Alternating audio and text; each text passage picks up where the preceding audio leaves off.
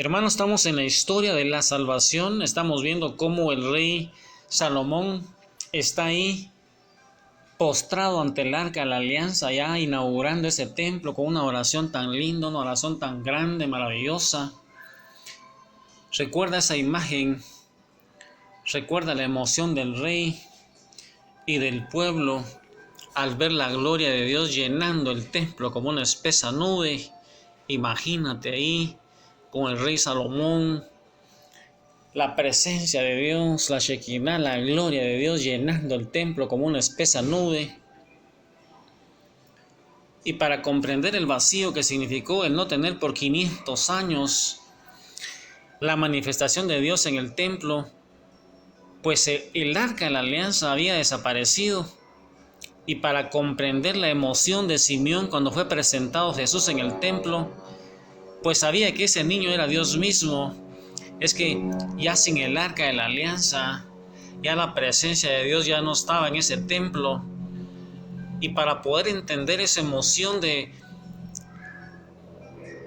Simeón cuando Jesús fue presentado en el templo, y para imaginarnos la nostalgia de ese pueblo de Israel que ya no había arca de la alianza, que había desaparecido, haciendo un análisis de lo que sucedió ese día cuando se inauguró el templo ahí con el arca de la alianza. Imagínate, hermano, qué significó para ellos.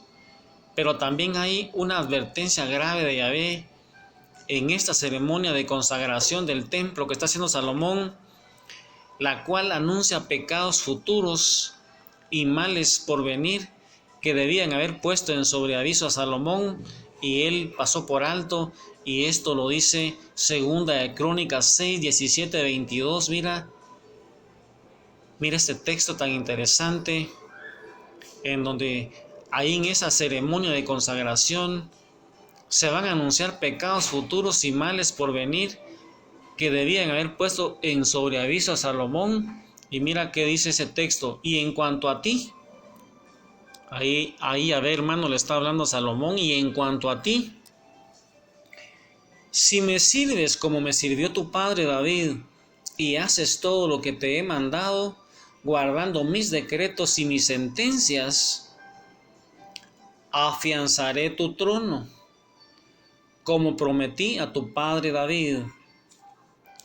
A ninguno de tus descendientes quitaré el mando de Israel, pero si se apartan, abandonando los decretos y los mandamientos que les he dado, y van a servir a otros dioses, postrándose ante ellos, los arrancaré de mi tierra que les he dado.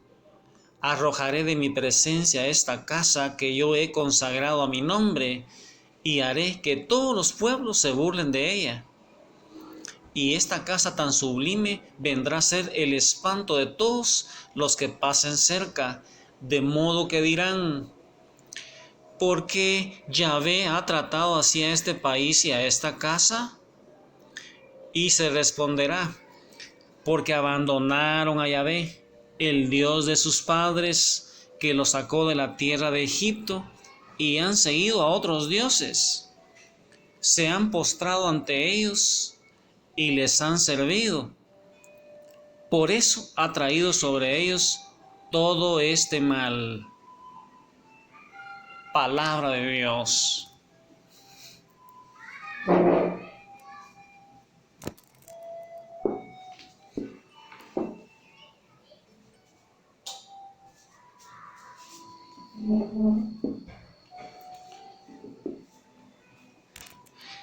Mira esta sentencia, hermano, que en las próximas predicaciones, cuando ya hablemos del exilio, cuando hablemos de la destrucción del templo, vamos a poder ir entendiendo cómo ese pueblo de Israel fue apostatando de su fe.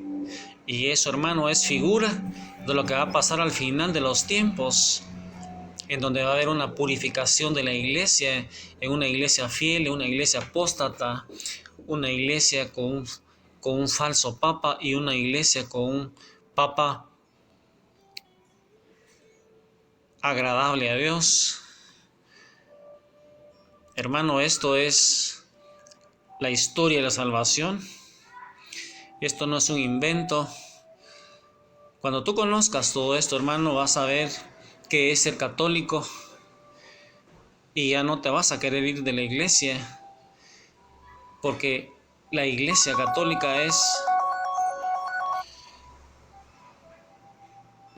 la continuidad de ese pueblo de Israel. Y si a ese pueblo que fue escogido Dios no lo perdonó, también a nosotros, si somos infieles, si nos postramos ante otros dioses, también nos va a suceder lo mismo. ¿Y cómo se compara ese templo de Salomón con las iglesias católicas, hermano? ¿Cómo se comparan en riqueza con el templo de Jerusalén? A pesar de que el templo construido por Salomón era excepcionalmente bello, costoso, monumental, cualquier capillita o iglesia católica de hoy en día es mucho más rica que el templo de ese entonces, porque en ese templo se manifestaba la gloria de Yahvé, pero en cualquier iglesia católica está presente Dios con todo su ser de hombre y todo su ser de Dios, y se ofrece día a día por nosotros al Padre en ese santo sacrificio de la misa, hermano. Qué profundidad. Lo otro era figura, y acá es Dios mismo que está reinando a través del sacramento del altar. ¿Y qué decir de esa actitud de la oración de Salomón en el nuevo templo y nuestras actitudes ante la presencia real de Jesús en nuestras iglesias? Hermano, ¿qué comparación podemos sacar ahí? Si Salomón se postró ante el altar de los holocaustos, ante la manifestación de la gloria de Dios, ¿qué no debemos hacer nosotros ante el Rey de Reyes, Señor de los Señores, Dios mismo vivo, presente en cada tabernáculo de nuestras iglesias? ¿Por qué ya no hacemos la genuflexión? ¿Por qué no nos ponemos de rodillas como se postró Salomón ahí ante el arca de la alianza? Y nosotros ante Dios mismo, ¿por qué ya no flexionamos nuestras rodillas? ¿Por qué tanta falta de reverencia ante Dios presente en nuestras iglesias? Ahí meditando qué es lo que hizo Salomón y qué es lo que nosotros ya no estamos haciendo. Vayamos viendo la historia de la salvación para poder ir entendiendo lo que nuestra iglesia nos va enseñando. Y Salomón, además del templo de Jerusalén, hizo otras construcciones. Hizo su propio palacio, que le tomó 13 años en construirse. El palacio del rey duró 13 años. Pero es que construir ese templo tan grande como lo hizo él, ¿de dónde crees tú que salía todo ese dinero para construirlo? Y te recuerdas, hermano, que Samuel les anunció que, ¿te recuerdas que el pueblo pedía un rey? Y Samuel les dijo que ese rey les iba a poner impuestos al pueblo. Y esto comenzó a poner descontenta a la gente. Y mira, hermano, ¿quién crees tú que vino a consultar a Salomón sobre problemas difíciles que tenía que resolver también? Ahí con esas interrogantes de que Salomón hacía esas construcciones como rey, pero que todo eso salía del pueblo. Eso trae una enseñanza. Pero también Salomón, además de construir, era un hombre sabio. Y mira, hermano, lo que dice Primera de Reyes, capítulo 10, del 1 al 3. La fama de Salomón llegaba hasta allende sus fronteras. La reina de Sabá había tenido noticias de la fama de Salomón y vino a preguntarle sobre cuestiones muy difíciles. Llegó pues a Jerusalén con un gran número de camellos cargados de perfumes y de gran cantidad de oro y joyas. Cuando estuvo en la presencia de Salomón, ella le expuso todas sus dudas y Salomón aclaró todos sus problemas. No hubo misterio que el rey no pudiera aclarar.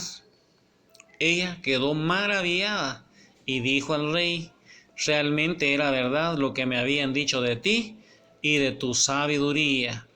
Palabra de Dios. Hermanos, está en la Primera de Reyes, capítulo 10, del 1 al 3 y al 6. Pero dice que la reina vio algo más ahí en ese capítulo 10 de Primera de Reyes. Pero vio algo más. La reina de Sabá presenció la vida fastuosa de Salomón. Vio la casa que se había edificado, los exquisitos alimentos de su mesa, las habitaciones y los uniformes de sus servidores y las vestiduras de sus ministros, así como los sacrificios que se ofrecían en la casa de Yahvé. Palabra de Dios. Imagínate, hermano, ahí a la reina de Sabá con todo ese montón de cosas que le llevó a Salomón haciéndole preguntas, quedó sorprendida por la fastuosidad en que vivía Salomón. Imagínate ahí entonces a la reina visitando a Salomón, viendo su riqueza, viendo su sabiduría, viendo esa fama que había trascendido las fronteras. Y ahí con María Santísima sigamos meditando la historia de la salvación.